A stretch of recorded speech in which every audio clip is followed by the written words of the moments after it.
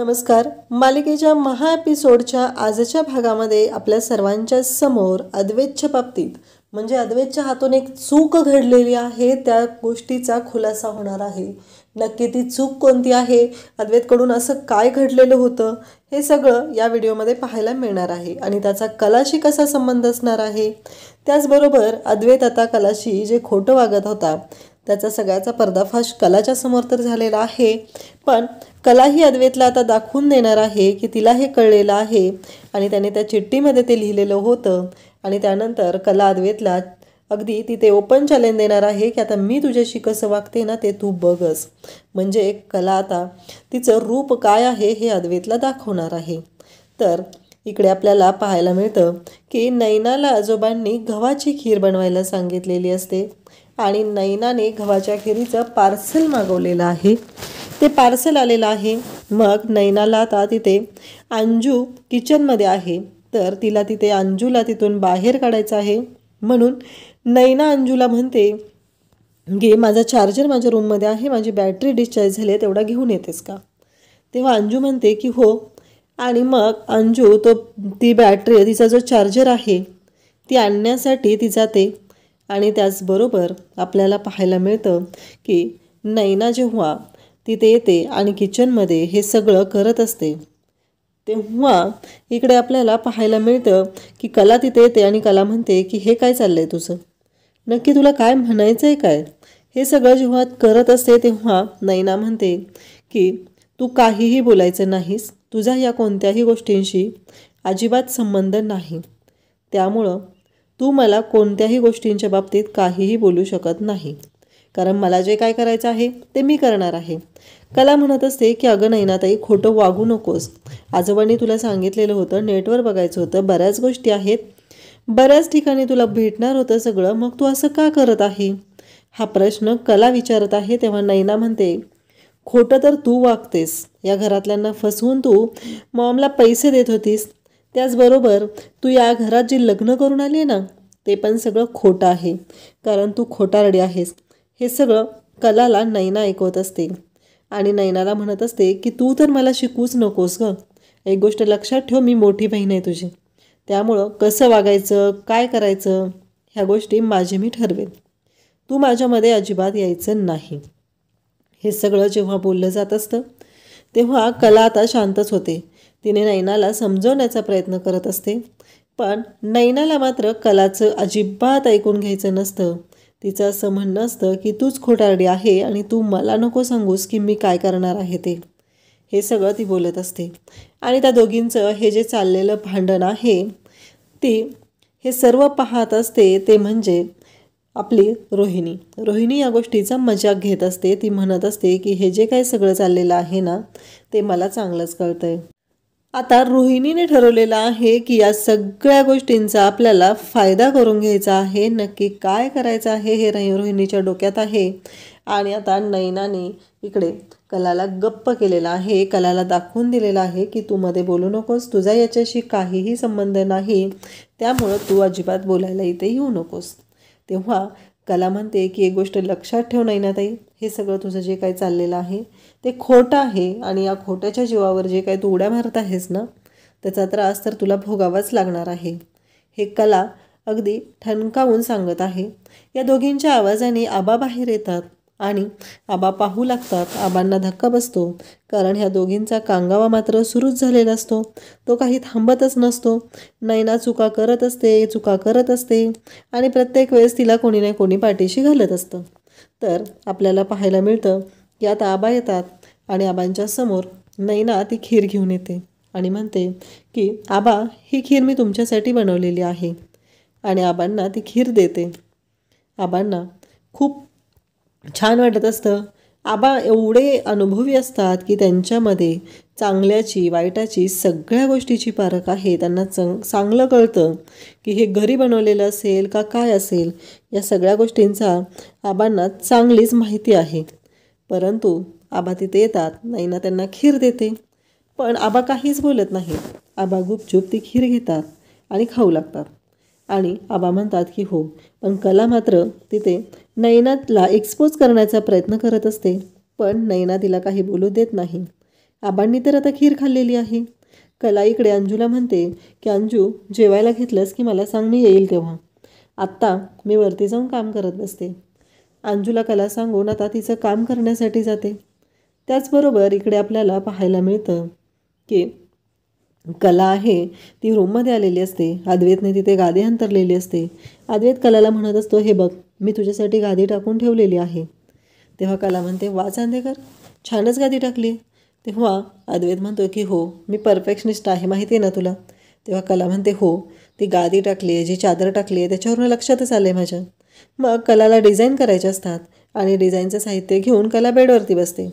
अद्वैत म्हणतो, हे काय चाललं आहे तुझं? आता तू इथे का बसलीस? आणि तुला माहिती आहे ना, स्वामीनाथन यांचा कॉल आलेला होता, त्यांना आता आपले महत्त्वाचे डिझाईन्स हवे आहेत. तेव्हा कला म्हणते, हो मला माहिती आहे आणि ते काम माझं पूर्ण होईल. मी आता बसली आहे ना काम करण्यासाठी, त्यामुळं तू काळजी करू नकोस, असं कला अद्वैतला सांगू लागते. अद्वैत म्हणतो, म्हणजे? तेव्हा कला म्हणते, मी करते माझ्या पद्धतीनं काम, तू नको लक्ष घालूस त्यात, असं कला अद्वैतला समजवते. त्यानंतर अद्वैत मात्र कलाकडे पाहत असतो. अद्वैतला ही गोष्ट आवडलेली नसते. कला बेडवरती बसलेली असते.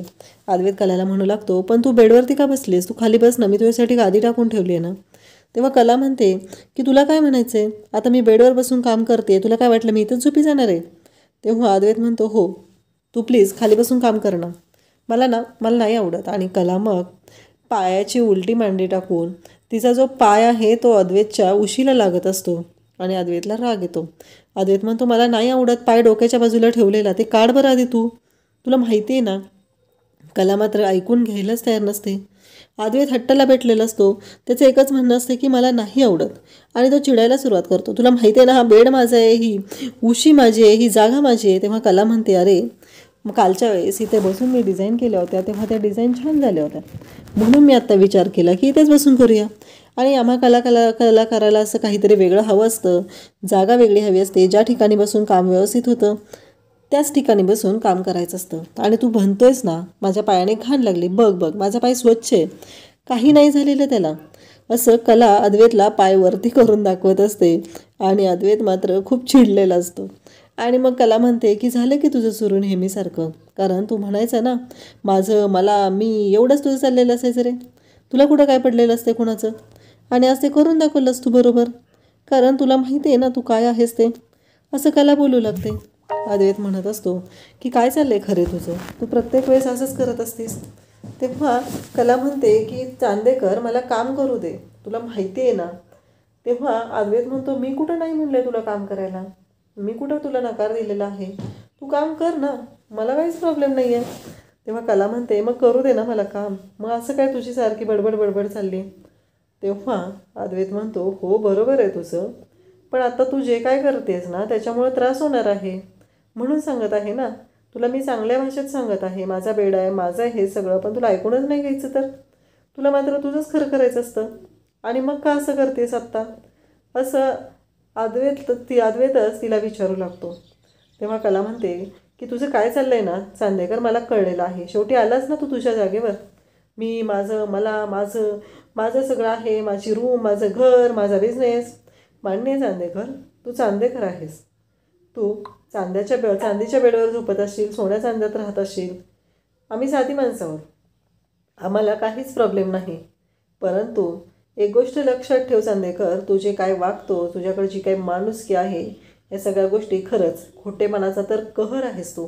तुला काय वाटलं मला कळणार नाहीत गोष्टी, आणि तू कसाही वागत राहशील आणि माझ्यापासून ते सगळं लपून राहणार आहे, असं जेव्हा कला म्हणत असते तेव्हा मात्र इकडे अद्वैतची वाट लागलेली असते. अद्वैतला असं वाटत असतं की ही काय बोलते एवढं, म्हणजे एवढं काय त्याच्यामध्ये, असंच अद्वैतचं म्हणणं असतं. पण कला मात्र अद्वैतला म्हणत असते की तुझं काय चाललं आहे ना चांदेकर, हे मला चांगलंच माहिती आहे, त्याच्यामुळं तू ना जे काय करतोयस ना त्याबद्दल आता सगळ्या गोष्टी समोर ठेवायच्या आहेत. तुला कळेल तू किती चुकलेला आहेस आणि तू काय करू शकतोस ना, या सगळ्या गोष्टी तुझ्या समोर येतील. तेव्हा अद्वैत म्हणतो, काय चाललं आहे तुझं, मी ऐकून घेतोय म्हणून तू प्रत्येक वेळेस काहीही बोलत राहणार आहेस का. तेव्हा कला म्हणते, काही म्हणजे मी काय केलं ते सांग आधी, तू चुकीचं वागतोयस चांदेकर आणि तू मला बोलतोयस. तेव्हा अद्वैत म्हणतो की मी काय चुकीचं वागलं आहे, मी काय खोटं केलेलं आहे.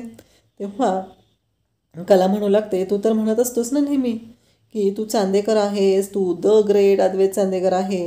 पण तुला माहिती आहे का तू काय गोंधळ घालून ठेवला आहेस, तू किती खोटारडा आहे ना, हे सगळं मला कळलेलं आहे. अद्वैत म्हणतो, मी काहीही खोटापणा केलेला नाही. तू माझ्यावर वाटेल ते आरोप करू नकोस. तेव्हा इकडे कला म्हणते की तू काही खोटापणा केला नाही आहे. कारण कला आता उभा राहून तिथे म्हणजे फेऱ्या मारत असते आणि डिझाईनबद्दल काय सुचतंय का ते बघत असते. अद्वैतला राग आलेला असतो आणि अद्वैत कलावरती आरोप करू लागतो. कला म्हणते की तुला माहिती आहे तू काय खोटापणा केला आहे, त्याचबरोबर काय चुकीचं वागतो हे तुला पण माहिती आहे. त्यामुळं तू बघ, विचार कर, आणि तुला वाटत असेल की तू चुकीचा वागला असेल तर बघ. कारण तुला माहिती नाही आहे तू काय चुकीचं वागलेलं आहे आणि मला माहिती आहे की तू काय चुकीचं वागलं आहे. ह्याबद्दल तू विचारही करू शकत नाही. हे सगळं जेव्हा कला अद्वैतला ऐकवत असते तेव्हा मात्र अद्वैतची तर वाट लागलेलीच असते आणि शेवटी अद्वैत पुन्हा तिच्याशी भांडायला सुरुवात करतो. अद्वैतचं भांडण मात्र सुरूच असतं. अद्वैतला असं वाटत असतं की त्याचं जे काय चाललेलं आहे तेच बरोबर आहे आणि तो जे आहे तोच बरोबर आहे, हे सगळं माझं आहे, हे मला हवं आहे, हे माझं, मी, हे माझं. कलाला मात्र या सगळ्याचा वैताग आलेला असतो. कला वैतागून गेलेली असते. ती म्हणत असते, चांदेकर तुला प्रत्येक वेळेस मी, माझं, मला या गोष्टी बोलायचा कंटाळा येत नाही का रे? तू प्रत्येक वेळेस तशाच गोष्टी बोलत असतो म्हणून सांगितलं तुला. तेव्हा अद्वैत म्हणतो, हे बघ तुला मी सांगितलं आहे ना, ह्या डिझाईन मला हव्या आहेत आणि त्या कशा द्यायच्या, काय करायचं हे तू ठरवायचं आहेस. त्यामुळं मला काही करून टायमिंगला डिझाईन हव्या आहेत. तेव्हा कला आता ड्रेसिंग टेबलच्या जवळ जाते आणि कला तिथली तेलाची बॉटल उचलते. आता पुन्हा अद्वैतचा माथा फिरतो. अद्वैतला कळायचंच बंद झालेलं असतं की आता करायचं काय. आता हिने आता तेलाची बॉटल घेतली, ही काय करणार आहे नक्की, हा प्रश्न अद्वैतला पडलेला असतो. तर कला तिथलं तेल घेते आणि डोक्याला तेल लावू लागते. अद्वैत म्हणतो, काय आता तेल? तेव्हा कला म्हणते, हो तेलच आहे आणि तेल डोक्यालाच लावत असतात. तुझ्यासारखं फरशीवर सांडून कोणाला पाडायसाठी नाहीत वापरत रे ते, असं कला अद्वैतला बोलून दाखवते. अद्वैत म्हणतो, म्हणजे आता तू किती दिवस मला ह्या गोष्टी बोलून दाखवणार आहेस? तेव्हा कला म्हणते की तुला पण माहिती आहे किती दिवस बोलल्या पाहिजेत त्या, तेवढ्या दिवस बोलून दाखवेल.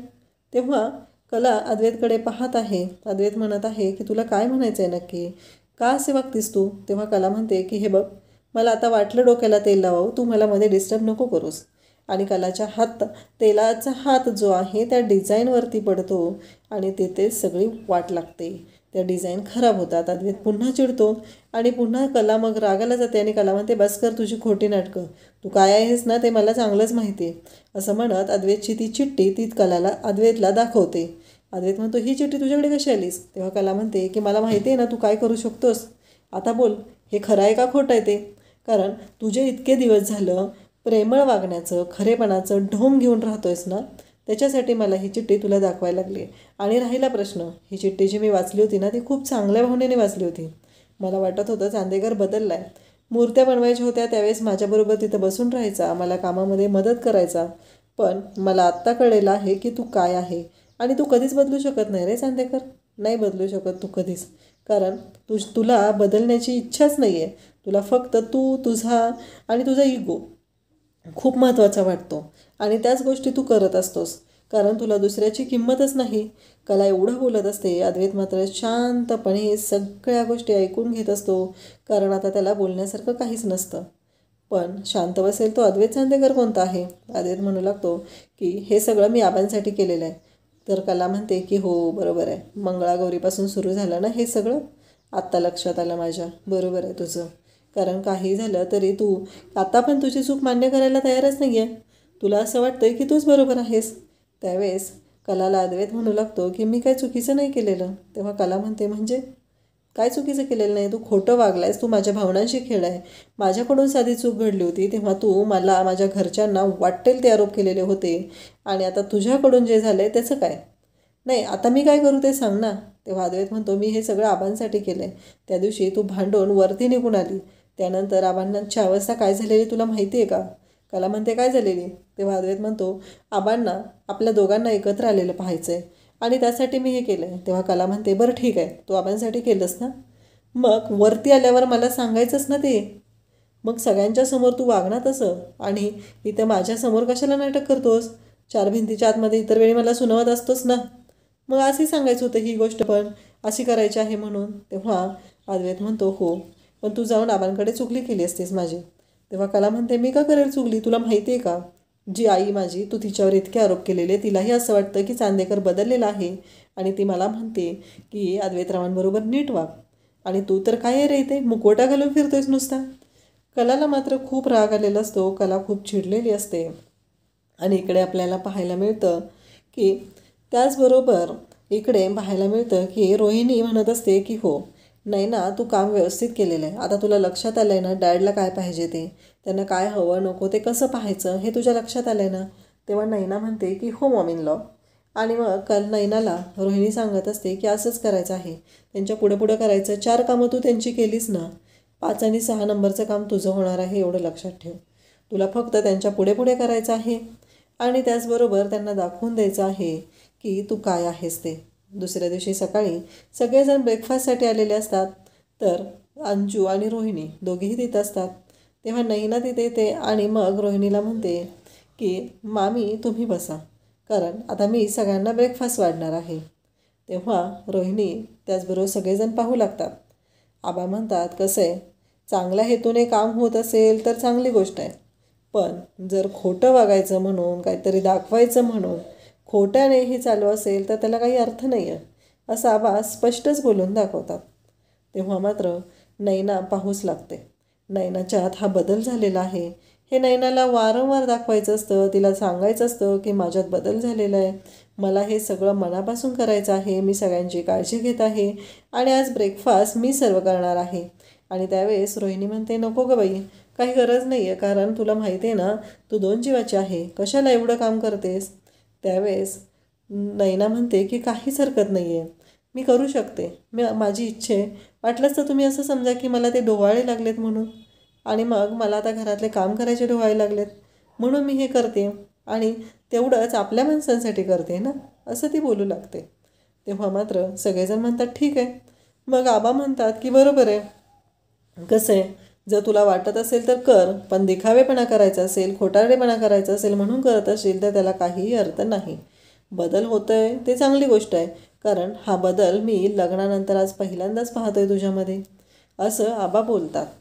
तेव्हा मात्र आता नैनाकडे काहीही ऑप्शन राहत नाही. नैना म्हणते, नाही तसं नाही आबा, मी मनापासून करते, असं ती सांगू लागते. इकडे आपल्याला पाहायला मिळतं की कला आता कला आलेली असते. कला म्हणते की नको नैना ताई, आम्ही वाढतोय ना, तू बस. तेव्हा मात्र इकडे नैना म्हणते की नाही, तुला माहिती आहे का, मला करायचं आहे हे मनापासून म्हणून मी हे करते. त्यावर कला म्हणते, हो बरोबर आहे, पण हे दिखावेगिरी करायला नको करूस. आणि नैना खूप चिडलेली असते, कारण कला तिथं म्हणालेली असते की खोटं वागणारी माणसं खोटीच असतात. त्यांनी कितीही प्रयत्न केला ना चांगलं वागायचं तर त्यांच्याकडून ते होत नाही, असं कला ऐकवत असते. त्यानंतर आपल्याला पाहायला मिळतं की नैना म्हणते, दे इकडे, मी घेऊन जाते ते ब्रेकफास्टचं.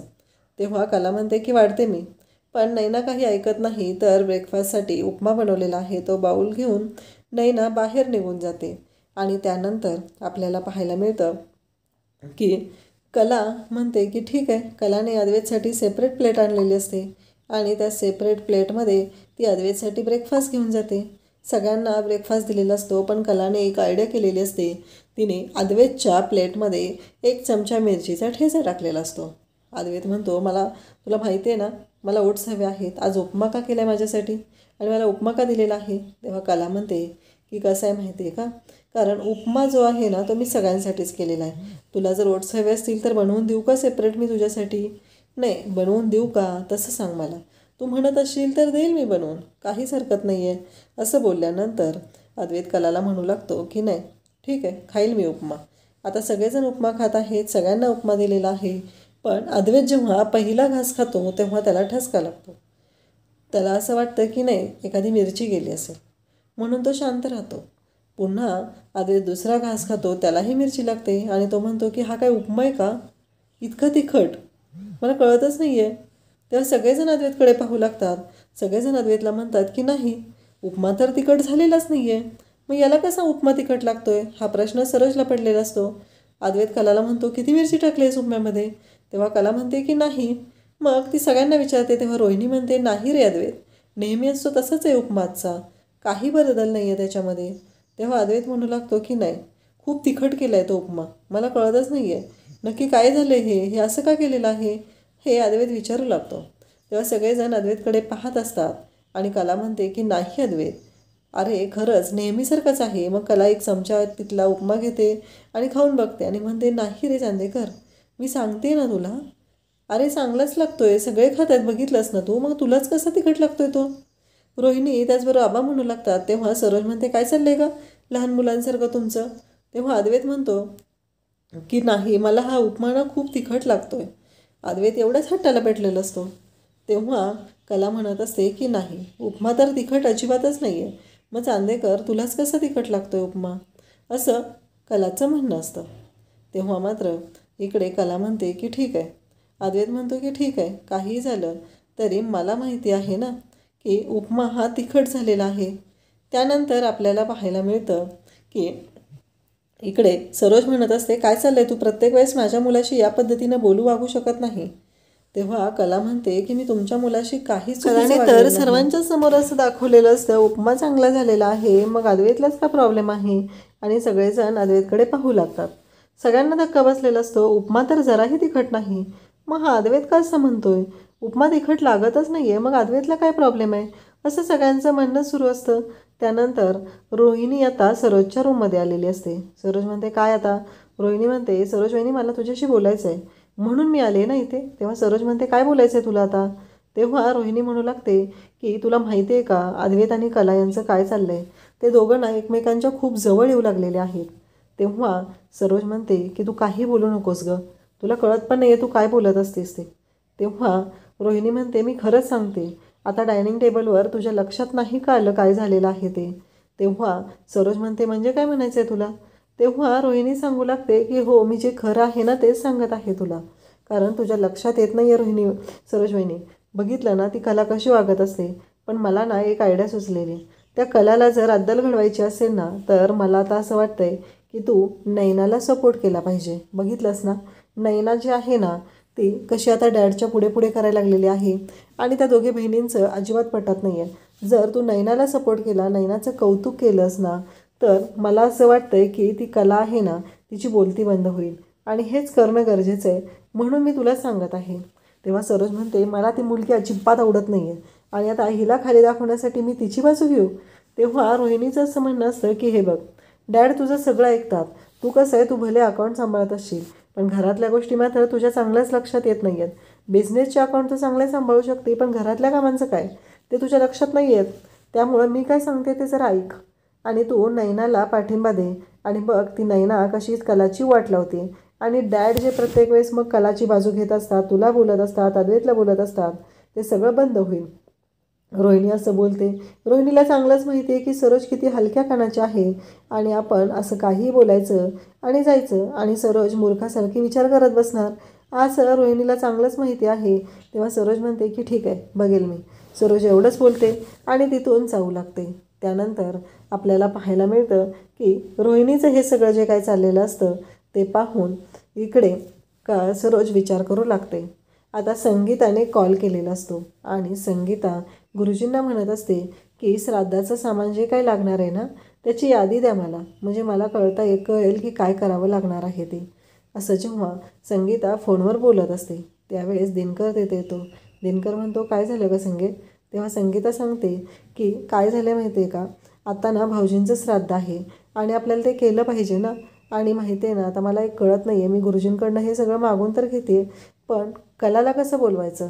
आता कला आणि भाऊजींचं नातं तर आपल्याला माहिती होतं, कारण कलाला ते तिच्या काकाशिवाय जराही करमायचं नाही आणि कलाने त्यांचं किती केलं आहे. आणि मग भाऊजींचा असा अपघात झाला आणि हे सगळं त्यात झालं, हे सगळं बोलत असतात. त्यानंतर आपल्याला पाहायला मिळतं की इकडे आता अद्वैत सरोजकडे आलेला असतो. अद्वैत सरोजकडे आलेला आहे, तो सरोजशी बोलत आहे. त्याचबरोबर अद्वैत हा सरोजला म्हणत असतो की आई मला महत्त्वाचं बोलायचं आहे तुझ्याशी. तेव्हा सरोज म्हणते तुला माझ्याशी बोलायचं आहे, हीच गोष्ट माझ्यासाठी मोठी आहे, पण मला तुझ्याशी बोलायचं नाही आहे. तेव्हा अद्वैत म्हणतो आई काय करतेस तू, हे असं नको ना बोलूस तू, तुला माहिती आहे ना मला तुझ्याशी बोलायचं आहे, मग तू बोल ना. त्यावेळेस अद्वैतला सरोज म्हणत असते पण मला नाही ना बोलायचं तुझ्याशी, मी का बोलू तुझ्याशी, मला नाही वाटत तुझ्याशी बोललं पाहिजे, कारण तुला तुझ्याच गोष्टी पडलेल्या असतात आणि आजकाल तू बघितलं ना, त्या मुलीशी जे काही वागतोय ना ते मला अजिबात पटत नाही. तेव्हा मात्र इकडे सरोज त्याला तसं म्हणते की अद्वैत म्हणतो की नाही तिचं काय आहे याच्यामध्ये. तेव्हा सरोजचं असं म्हणणं असतं, बघितलंस ना आत्ताही तू तिची बाजू घेतोय, मला कळतच नाही आहे तुझं काय चाललंय. इकडे अद्वैतचं असं म्हणणं असतं, आईला जर कळलं की मी हे नाटक करतोय तर ती आबांना जाऊन सांगेल आणि आबांना म्हणेल की तुमच्यामुळं माझ्या मुलाला असं नाटक करावं लागत आहे. हे जेव्हा बोललं जातं तेव्हा इकडे अद्वैत म्हणतो, आई मला तुझ्याशी महत्त्वाचं बोलायचं आहे आणि मला असं वाटतं की आपण घर आणि बिझनेस ह्या दोन्ही गोष्टी वेगवेगळ्या ठेवत असतो आणि त्या वेगवेगळ्याच ठेवल्या पाहिजेत असं अद्वैत म्हणू लागतो. तेव्हा सरोज म्हणत असते की मला ते माहिती आहे, पण तुला ते माहिती नाही आहे एवढं लक्षात ठेव. मला तुझ्याशी कोणत्याही विषयावर बोलायचं नाही. अद्वैत आजपर्यंत मी प्रत्येक वेळेस तुला पाठीशी घालत आले, सगळ्या गोष्टीतून मी तुला बाहेर काढलेला आहे. इवन तुझ्याकडून तो अपघात झालेला होता, त्याच्यामध्ये एक माणूस दगावला होता, मी त्यातूनही तुला बाहेर काढलेलं आहे आणि तरीही तुला त्याची काही कदर नाही आहे, तुला त्याची काही किंमत नाही आहे.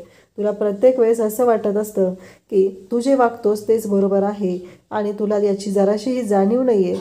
हे सगळं सरोज बोलत असते. तेव्हा मात्र अद्वैतला धक्का बसतो.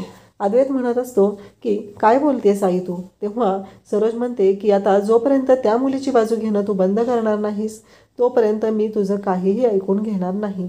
सरोज तिच्या निर्णयावर ठाम असते.